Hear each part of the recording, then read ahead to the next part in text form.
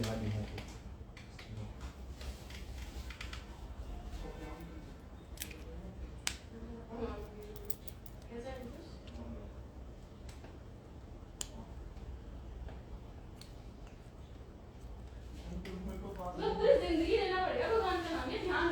बहुत बहुत स्वागत है आपका इस लाइव कार्यक्रम में।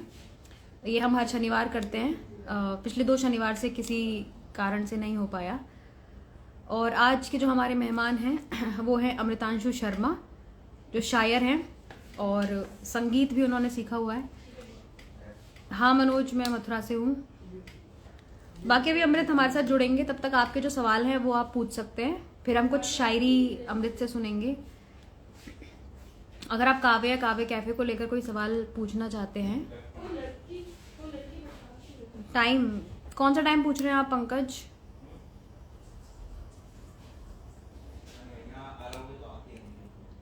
कितने सभी तमाम लोग जुड़े हुए हैं, उन सभी को नमस्कार, राम राम।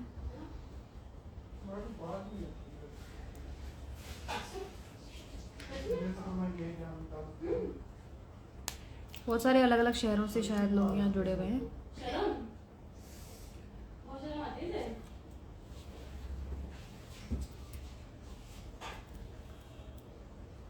तो अभी we are waiting for Amritanshu Sharma. और जब तक वो नहीं जुड़ रहे हैं, अगर आपके पास कोई सवाल है काव्य को लेकर या काव्य कैफे को लेकर, तो आप पूछ सकते हैं कमेंट में। और अगर अमृतांशु से कोई सवाल है तो वो भी आप पूछ सकते हैं।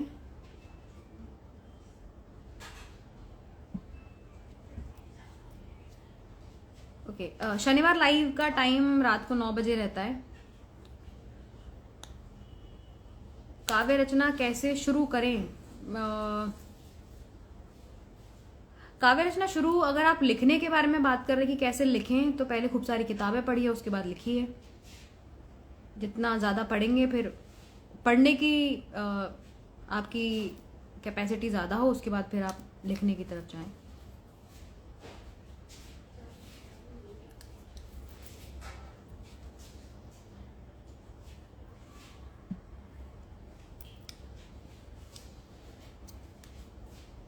बाकी काव्य कैफे हर मंथ होता है, जो कि स्पोकन पोइट्री प्लेटफॉर्म है, जहाँ पे जितने भी जो लोग नए हैं, वो लिख रहे हैं, पढ़ रहे हैं, उनके लिए वो एक मंच है। हाँ, अमृतांशु शर्मा कमाल लिखते हैं और आज वो हमारे मेहमान हैं।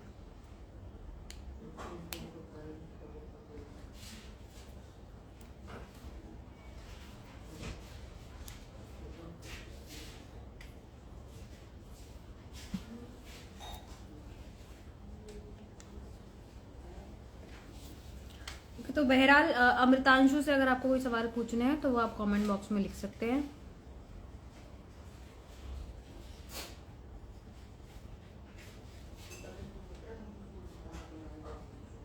हाँ, बाकी जो लोग खुद लिखते हैं वो काव्य के पेज पे जाके, वेबसाइट पे जाके, वहाँ रचना भेजिए ऑप्शन है, वहाँ आप अपनी कविताएं सबमिट कर सकते हैं। अमृतांशु, आपको लाइव में ऐड होने के लिए रिक्वेस्ट भेजनी पड़ेगी। मेरे पास आपकी रिक्वेस्ट नहीं आई।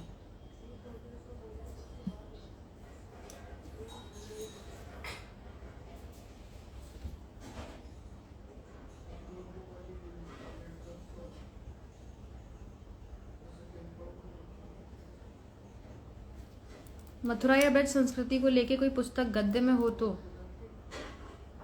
कुछ 1-2 किताबें हैं, उस पर हम कभी और किसी दिन बात करेंगे। आज बहरहाल हम अमृतांशु से बात करेंगे। अमृतांशु, आपको रिक्वेस्ट भेजनी होगी यहाँ पर लाइव में ऐड होने के लिए।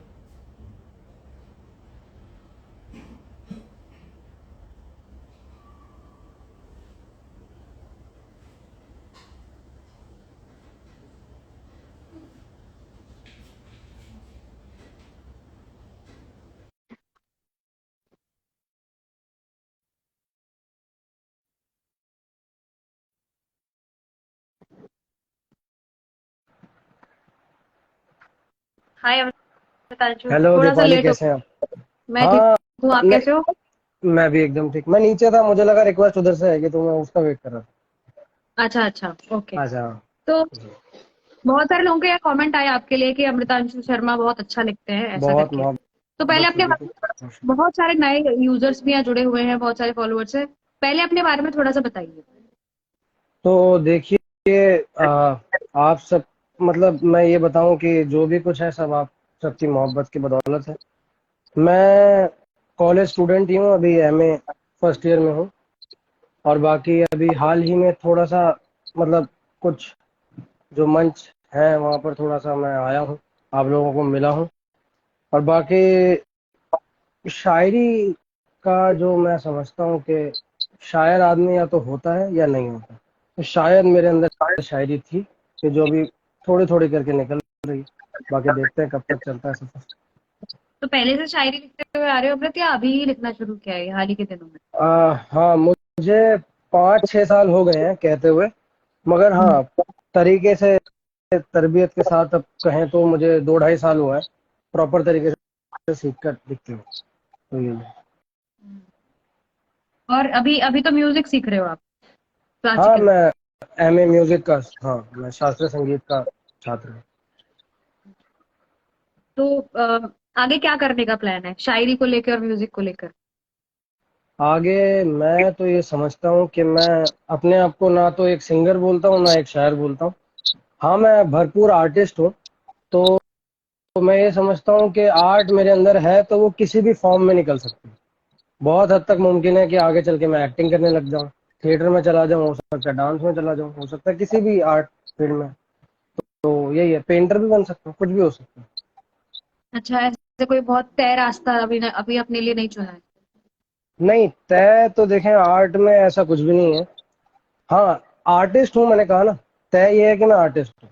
मुझे कला से प्यार है, वो कला किसी भी तरह से मेरे अंदर से निकल सकता है, किसी भी जरिए से।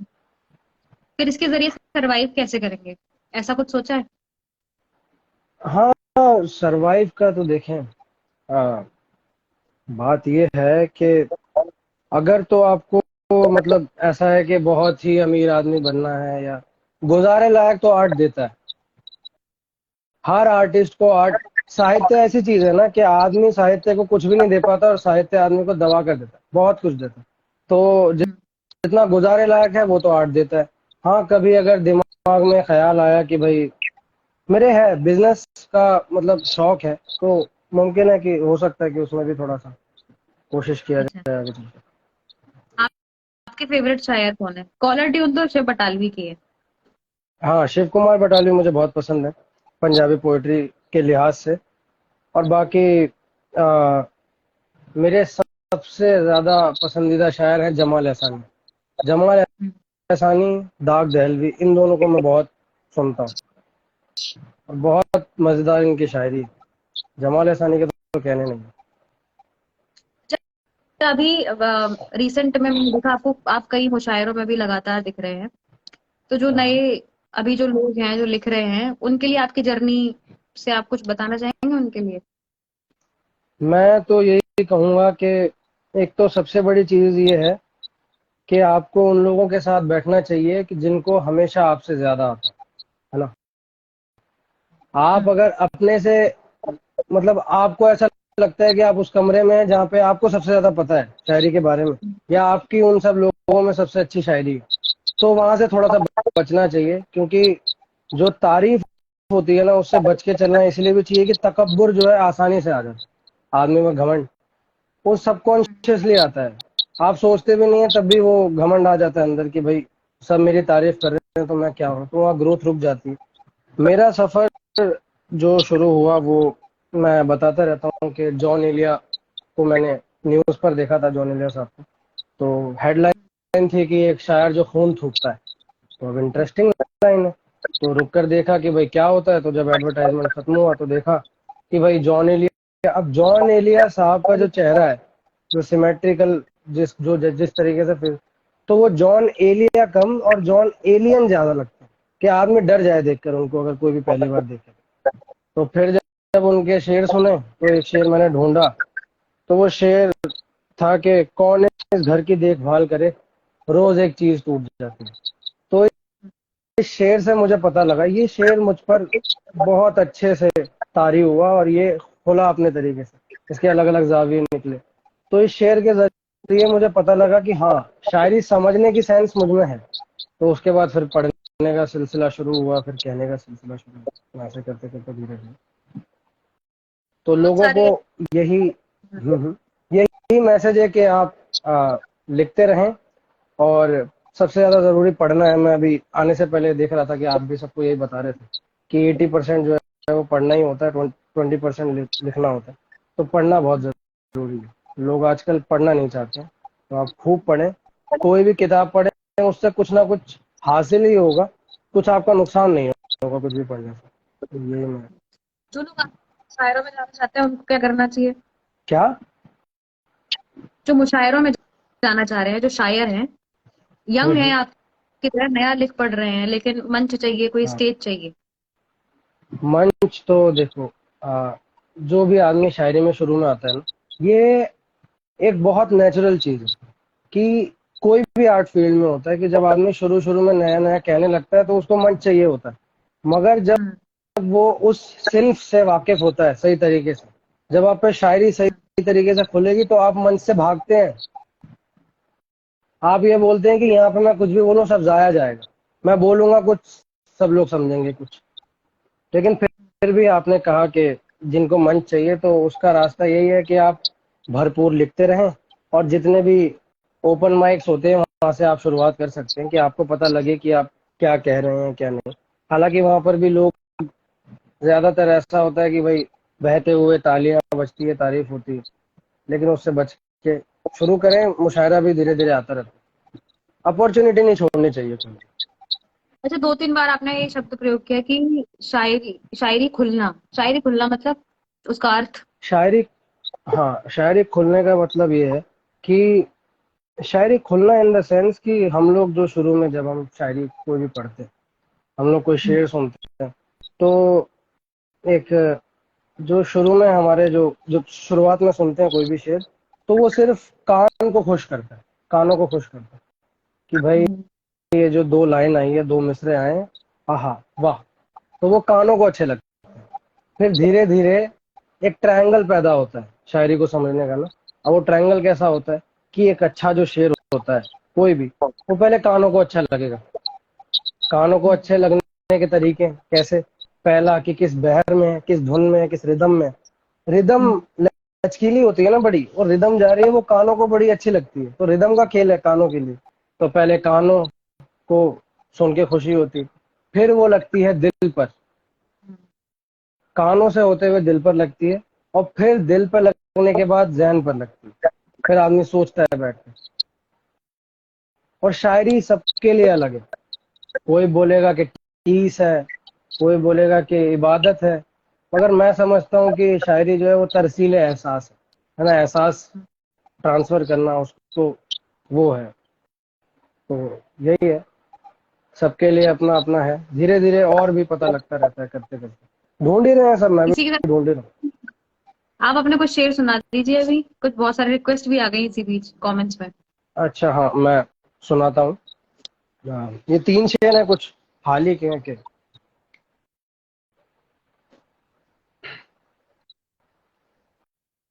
ये, सीने में दहकता हुआ अब दिल भी नहीं है, हम्म। सीने में दहकता हुआ अब दिल भी नहीं है, लेकिन अभी बुझ जाने पे माइल भी नहीं है। मत हम्म। पूछ के इस दहर की वुसअत है कहाँ तक, मत हम्म।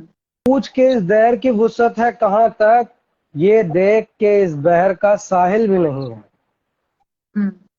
ये है। वाह। और एक है कि करता ही नहीं नौहागरी दिल ये गवारा, करता ही नहीं नौहागरी दिल ये गवारा, मातम कदे दहर नहीं दिल है हमारा, इस बारे ताल्लुक से गड़े जाते हैं हरदम, इस बारे ताल्लुक से गड़े जाते हैं हरदम, हम सर पे लिए फिरते हैं इल्जाम तुम्हारा।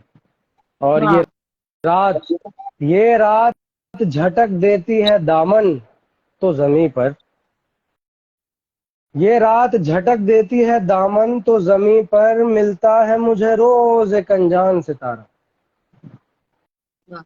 ये कुछ शेर थे, और 2-4 और मैं सुना देता हूँ कि बिल्कुल। बने इरशाद। बनाए हुए रंज, हम्म। बने बनाए हुए रंज मुस्तकिल ही रहे, हम्म।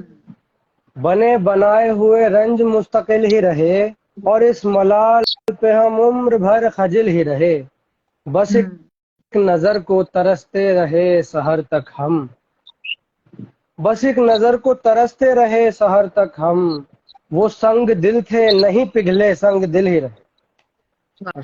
शेर है वाह। कि किसी के फिक्र कुन से बने जमीन जमा, हम्म। किसी के फिक्र कुन से बने जमीन जमा, किसी ने जान लगा दी पाबो गिल ही रहे। वाह। शेर है कि रफीक पहलू से साया बदन से छूट गया, रफीक पहलू से साया बदन से छूट गया, कदम सफर में आबले कदमों से मुत्तसिल ही रहे। वाह। ये है। हम्म। और आजकल मैं थोड़ा सा दोहे की तरफ भी थोड़ा झुकाव हुआ कुछ वक्त से, वाह। तो मैं दोहे भी मैं चाहता हूँ कि लोग सुने। ये विधा जो विलुप्त होती जा रही है, तो हम सब हम्म। लोगों की हम्म। जरूरत है कि हमें दोहे पढ़ने चाहिए। तो देखें, एक दो दोहे मैं सुनाता हूँ कि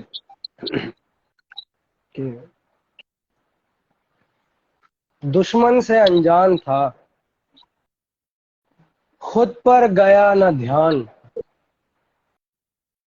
दुश्मन हम्म। से अनजान था खुद पर गया न ध्यान, ऐ मूर्ख क्यों चल दिया लेकर तीर कमान। वाह। और है कि जिस दर पीछे पी बसे हम्म। उस दर को लूं चूम, हम्म। जिस दर पीछे पी बसे उस दर को लूं चूम, सकल जगत सुख पा गयो मस्त कलंदर झूम। वाह। ये है। और एक है कि एक बार ये वाला कठिन है। जी, जिस दर पीछे पी बसे उस दर को लूं चूम, सकल जगत सुख पा गयो मस्त कलंदर झूम। वाह। और एक दोहा है कि दिन की मैं रतियां करूं पल हम्म। पल पुतरी फेर, वाह। हम्म। दिन की मैं रतियां करूं पल पल पुतरी फेर, हम्म। नैनन में बदरी उठे निस दिन होवे देर। तो यही है। बहुत शुक्रिया सभी का। बहुत अरे आसिफ, बहुत सारे अरे इतने भाई, कमेंट आ गए, किसी ने ये भी लिखा कि हमें तो हमारे दूसरे जॉन एलिया मिल गए हैं। तो एक गजल अरे ऐसे मत की करो यार। एक गजल की गुजारिश है कि एक तुम हो जो जी लगाए हो दिल सारी जहां से, और तरन्नुम में। बिल्कुल, मैं सुना देता हूँ।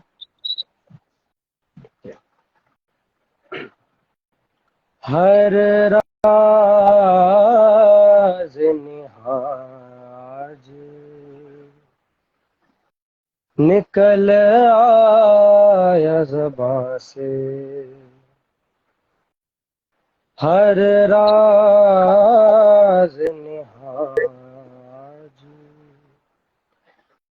निकल आया ज़बां से, क्यों छुपता नहीं कुछ भी इस अंदाज बयां से,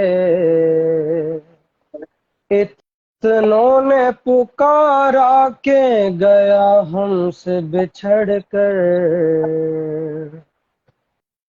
इतनों ने पुकारा के गया हमसे बिछड़ कर,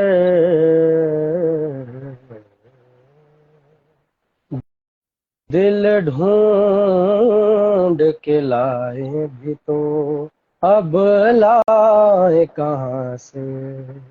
और ये शेर के एक मैं हूँ जिसे कोई तवक्को है ना उम्मीद, एक मैं हूँ जिसे कोई तवक्को है ना उम्मीद, एक तुम हो लगाए हुए दिल सारे जहां से। यही था। और मक्ता पढ़ देता हूँ कि जीने की अलामत होना अमृत तो भला फिर, जीने की अलामत होना अमृत तो भला फिर, बेकार सी एक बात पे क्यों जाते हो जहाँ से। बहुत वाह, शुक्रिया। बहुत सुंदर। खैर मैं तो आपकी बहुत सिंगिंग की बहुत बहुत पहले से फैन हूँ, बस जब बहुत से मैंने शुक्रिया। सुनी है तब से। बहुत बहुत सारे बहुत कमेंट्स लेके आ रहे हैं लगातार कि अब तक मुझको समझ में नहीं आया कि ये घर, ये अच्छा। वाली गजल की रिक्वेस्ट आई है। हाँ, बहुत सारे फैंस आपके जुड़े हैं यहाँ पर। अरे फैंस नहीं, फैमिली है, मोहब्बत करते हैं, हम्म। परिवार के हाँ, लोग। हाँ। हाँ हाँ बिल्कुल, मैं ये वाली गजल सुनाता हूँ। तू शबो रोज से हल्कान नजर आता है,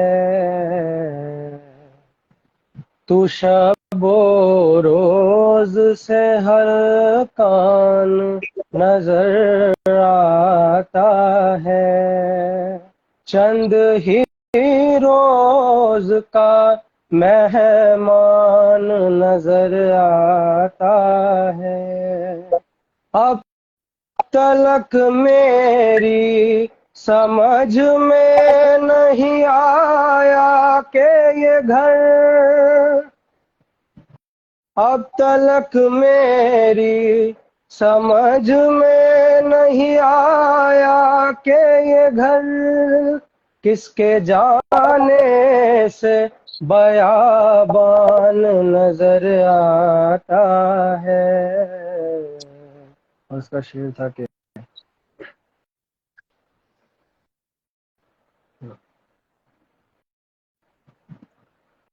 डाल रखे हैं, डाल रखे हैं मोहब्बत के अरीज़े हमने, डाल रखे हैं मोहब्बत के अरीज़े हमने, क्यों ये दरिया तुम्हें सुनसान नजर आता है। यही था।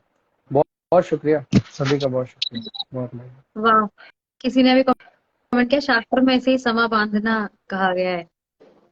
अरे बहुत तो शुक्रिया। पहले शेर लिखते हो या आपने तो म्यूजिक क्योंकि सीखा हुआ है और सीख भी रहे हो, तो पहले हाँ, अपनी लय बनाते हो फिर उसके हिसाब से उस पर शेर लिखते हो? नहीं नहीं नहीं, पहले शेर कहता हूँ फिर उस हिसाब से धुन बनाता अच्छा, हूँ तो जी। उसमें बहर कुछ रोल प्ले करती है? आ, हाँ मतलब ऐसा है कि मैं तो क्योंकि क्लासिकल सीख रहा हूँ, तो अलग अलग मूड के हिसाब से अलग अलग राग होते हैं, अलग अलग पहर के हम्म। हिसाब से भी। तो हम्म। ऐसा है कि जैसे कोई शेर जैसे मेरे जहन में आया कि हम्म। दिल को तेरा गुमासा होता है, एक जज्बा हम्म। जवासा होता है। तो इसको पहले अलग अलग धुन में गा के देखता हूँ, फिर बड़ी देर ट्राई करने के बाद फिर कोई एक धुन आती है जो इस पर फिट बैठ रही होती है। जैसे दिल को तेरा गुमासा होता है, एक जज्बा जवां सा होता है।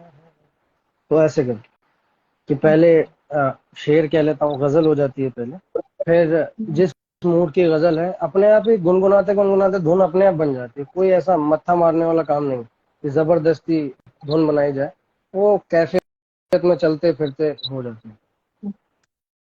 तो आगे शायरी को लेकर क्या इच्छाएं हैं आपके? आपने बताया वैसे आप आर्टिस्ट हो और बहुत सारा कुछ भी बन सकते हो, कुछ भी वो कर सकते हो, खासतौर पे अभी इन दिनों शायरी कर रहे हो हाँ, और शायरी इस को तरह के। लेकर। हाँ हाँ। हम्म। तो शायरी को लेकर ऐसा है कि अभी जो शायरी उर्दू पोइट्री में अलग अलग सिंफ है, बड़े सारे, हम्म। कि जैसे हम लोग एक शेर होता है, फिर हम्म। मुखम्मस आता है, मुसल्लस आता है ना, मुसद्दस आता है, तो बड़ी सारी चीजें आती हैं। कता, हम्म। तो रुबाई है, हम्म। मरसिया, मरसिया हम्म। निगारी है, ऐसे करके। हम्म। तो अभी फिलहाल तो गजल ठीक ठाक कर रहे हैं, गजलों पे काम चल रहा है, धीरे धीरे नज्म पर भी कोशिश रहेगी। मेरा ये मानना है कि पहले जो उर्दू पोइट्री की एक पर्टिकुलर सिंफ है ना, पहले उस पर अपना हाथ पक्का कर लेना चाहिए, इतना कि हम्म, आपके अंदर वो रवानगी में बहने लगे। हम्म, हम्म, गजल के मुकाबले नज्म में थोड़ा सा काम ज्यादा है, क्योंकि वो पर्टिकुलर एक टॉपिक के बारे में सोचना होता है, हम्म, और उसमें जो है हम्म, जहन ज्यादा खर्च होता है, उस पर बहुत मेहनत लगती है। तो हम्म। अभी गजल का कह रहे हैं, कता तो होते ही रहते हैं, कता तो आते रहते हैं, फिर अभी दोहा भी धीरे धीरे कर रहे हैं, दोहे पर काम चल रहा है।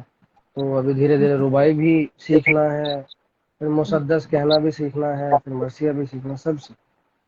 तो इन्हें कहाँ तक पहुंचाना चाहिए, क्या सोचा है आगे? मुझे तो बड़ी खुशी होगी अगर मुझे सारे फॉर्म्स आ जाएं, तो कोशिश चल रही चलिए, है जहां तक। बीच में हम्म, जी जी। जी, हाँ बताएं। नहीं नहीं, बस इतना ही था, मैं तो यही बोला। अच्छा, बीच में हाँ। कमेंट ये आया था कि अपने म्यूजिक में आप अपनी गजलों को गा भी रहे हैं, तो एक कमेंट ये था कि क्या गजलों को गाने के लिए म्यूजिक सीखना जरूरी है? नहीं, बिल्कुल नहीं। हम्म, ऐसा है कि जो आप कहते हैं, हर शायर जो अपनी गीत कहेगा या गजल कहेगा या नज्म कहेगा, तो उस आदमी को ना एक बड़ी चाह होती है कि जैसे हम लोग फिल्म्स में देखते हैं, मूवीज में देखते हैं कि गालिब की गजल नसीरुद्दीन शाह जो है गुनगुना रहे हैं चलते हुए हम्म, हवेली पर, मगर हम्म, गाई जगजीत सिंह जी ने, वो लिपसिंग कर रहे हैं और पूरा वो एक कैफियत बना हुआ है। अब जब हम छोटे थे तो हमें तो ये लगता था ना कि वो नसीरुद्दीन शाह ही गा रहे हैं। हम्म, तो अब क्या है कि वो कैफियत जिस पे जो जिस हिसाब से गजल हुई भी, अब वो कितना अच्छा शेर है। उनके देखे से आ जाती है मुंह पर रौनक, वो समझते हैं कि बीमार का हाल अच्छा है।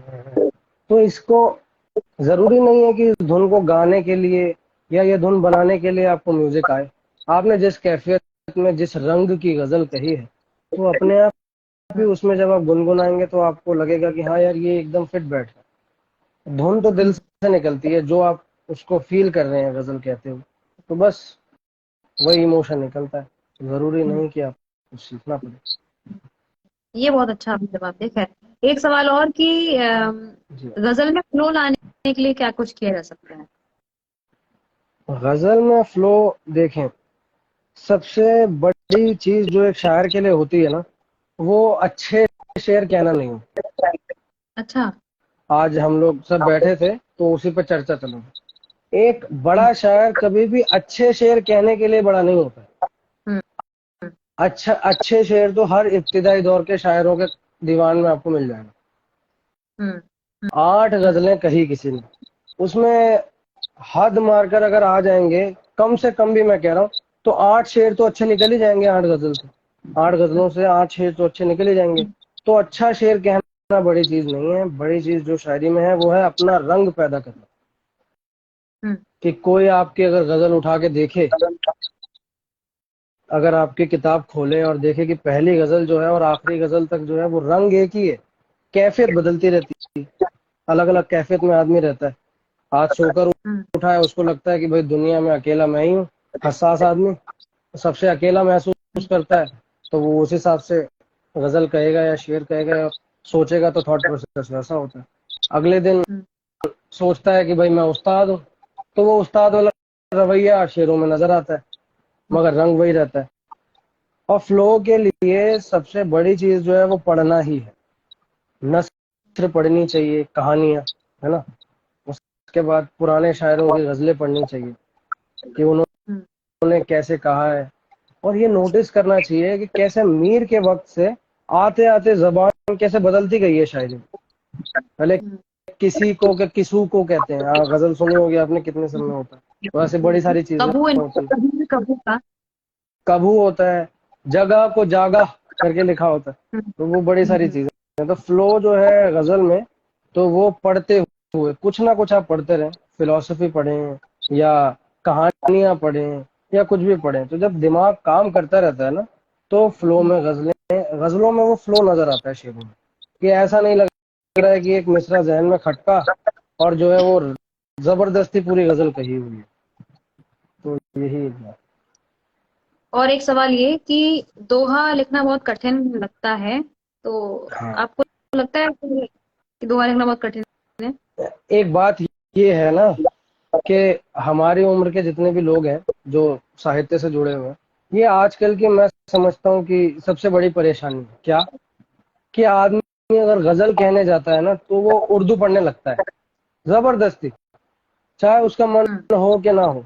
उसने गजल कहनी है तो वो उर्दू जबान की तरफ भागेगा, और अगर उसको दोहा कहना है तो ब्रज की तरफ भागेगा। हम्म। यही होता है कि नहीं, पूर्वी भाषाएं सीखेगा। तो कोई भी सिंफ है उसमें अगर आपका अपना रंग लाना है तो आपकी बोलती हुई जबान का होना चाहिए, कि जो आप इस्तेमाल करते हैं, जो अल्फाज। एक मिनट, दक्कन में इसे अल्फाज का इस्तेमाल था खास तौर से जब मसद में दास्तान और नज़्म मतलब। हाँ, कौन सा? बिल्कुल सही बात है। आसिफ अताउल्ला है जम्मू से, मेरा भाई मेरी जान। तो हाँ, किसी का भाई किसी की जान, तो तो हाँ, दोहा थोड़ा सा मुश्किल इसलिए भी है क्योंकि एक बात ये है कि दोहे की जो छंद है, हम्म। दोहों का जो छंद है वो थोड़ा सा लिमिटेड है। हम्म।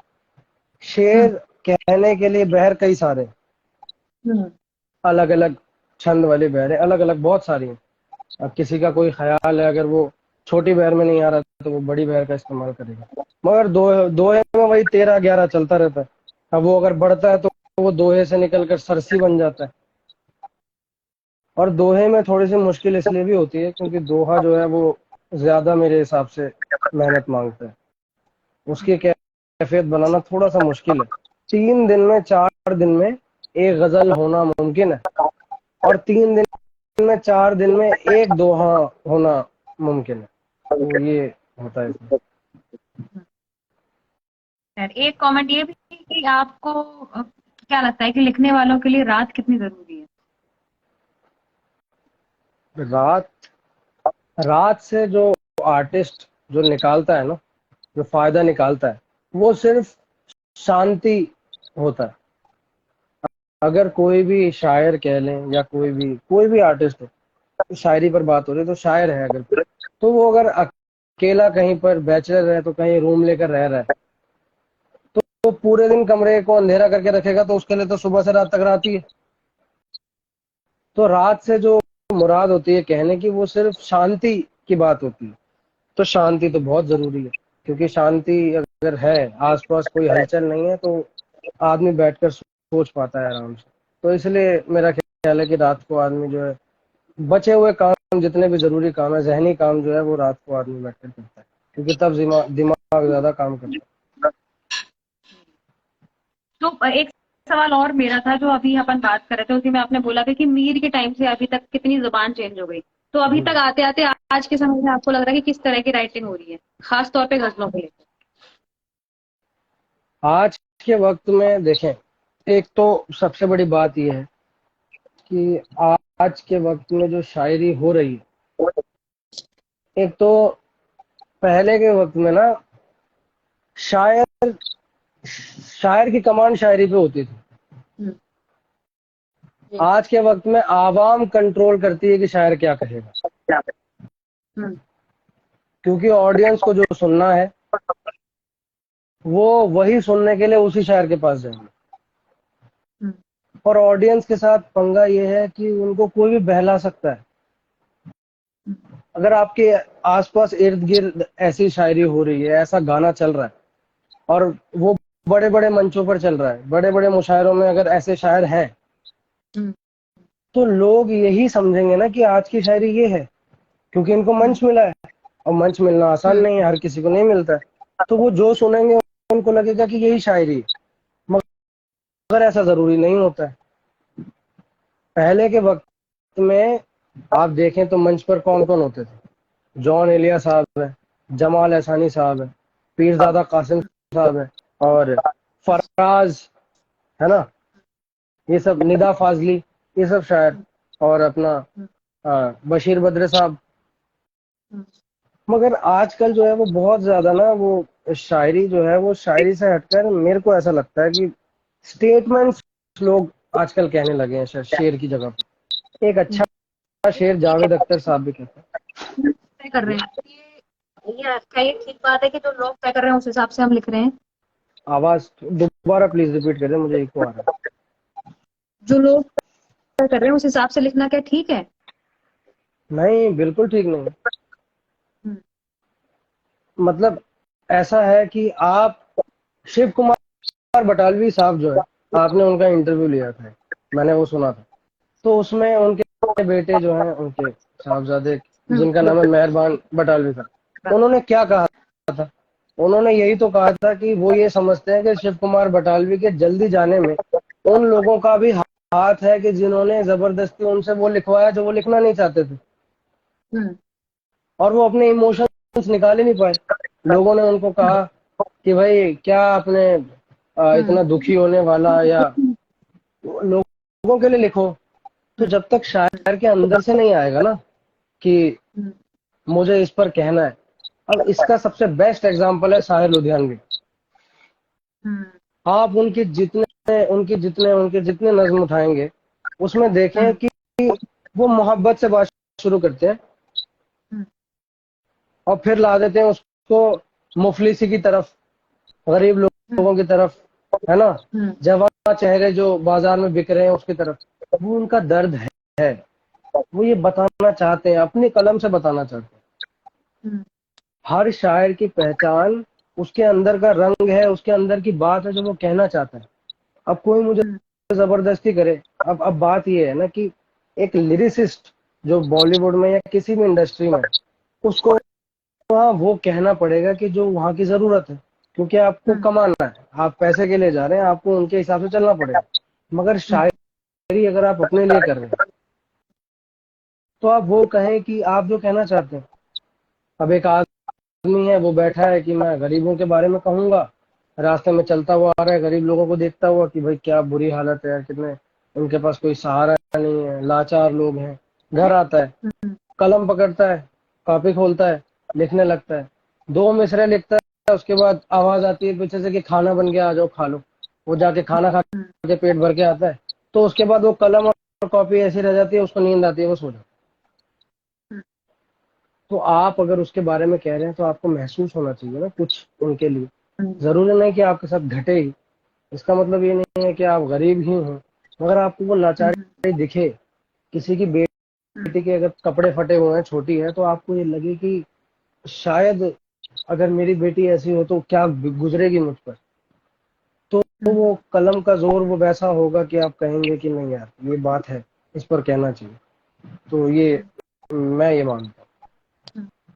अच्छा, तमाम लोग जो आपके चाहने वाले यहाँ जुड़े हुए हैं और जो आपको फॉलो कर रहे हैं, जो लिखने पढ़ने में खासतौर पे बहुत इंटरेस्टेड है, उनके लिए आप कुछ कहना है? अब हम इस सेशन के थोड़े अंत की तरफ बढ़ रहे हैं। हूँ। हाँ, सबसे पहले तो मैं देखें, सबसे पहले सभी का शुक्रिया अदा करता हूँ कि उन लोगों ने इतनी मोहब्बत दी। मैं सच बताऊं तो मैं सिर्फ एक नॉर्मल सा आदमी हूँ। मुझसे लाख गुना, हजार गुना अच्छा कहने वाले और अच्छा लिखने वाले घर में हैं और कहीं गांव कस्बों में खोए हुए हैं। क्योंकि वो बाहर नहीं आ पा रहे, इसलिए हम जैसे लोग बाहर आ जाते हैं। तो ये सबकी मोहब्बत ही है कि जिसकी बदौलत ये सब हो रहा है। और बाकी यही है कि आप सब लिखते रहें, और मैं तो कहता रहता हूँ, मैं लाइव करता रहता हूँ आए दिन, किसी किसी न किसी शायर के ऊपर, उनकी जिंदगी के ऊपर और उनकी शायरी के ऊपर। तो बाकी जो जो सीख रहे हैं वो बढ़िया सीख रहे हैं, और कुछ कुछ कभी कभी पूछते रहते हैं, किसी को कोई डाउट होता है तो मैं मुझे पता होता है तो मैं बता देता हूँ, नहीं तो मैं किसी से पूछ के बता देता हूँ। तो यूं ही प्यार बनाए रखें और लिखना कभी ना छोड़ें, हैबिट बनाएं, रोज कुछ ना कुछ लिखते रहें, बेहतरीन होते रहें।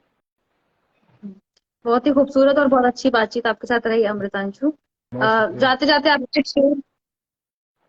हाँ, हाँ, इसी मौजू पर मैं एक शेर कह देता हूँ कि हम्म, मतला, और उसके बाद वो शेर के, बहुत कीमती हैं ये पैरों के छाले, अंधेरों में है ये सरापा उजाले। और ये शेर के, चमकने के खातिर है बेताब हर्ष है, चमकने की खातिर है बेताब हर्ष है, कोई रोशनी इन अंधेरों पे डाले। वाह, बहुत शुक्रिया, मुकर्रर। बहुत शुक्रिया। चमकने की खातिर है बेताब हर शय, कोई रोशनी इन अंधेरों पे डाले। वाह, बहुत शुक्रिया। बहुत बहुत अच्छे शेर हमने बहुत शुक्रिया सुने और दीपाली, अमृता आपका से बात याद करके करना। बहुत बहुत बहुत शुक्रिया अमृत। बहुत अच्छा लगा आपसे सभी बातचीत को करके बहुत और बहुत आपके शेर सुन बहुत के, आप शबनम में शेर सुन के तो और भी अच्छा लगा। बहुत बहुत धन्यवाद। बहुत शुक्रिया।